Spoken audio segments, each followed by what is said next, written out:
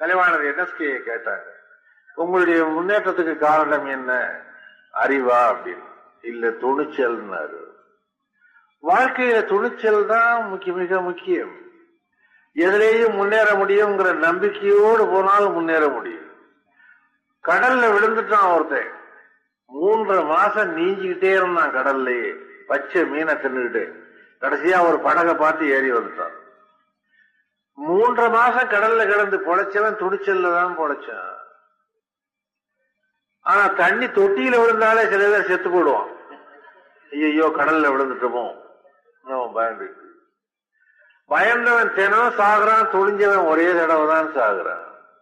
துணிச்சல் வேண்டும், சோம்பேறித்தனம் கூடாது, சுறுசுறுப்பா இருக்கணும் வாழ்க்கையில.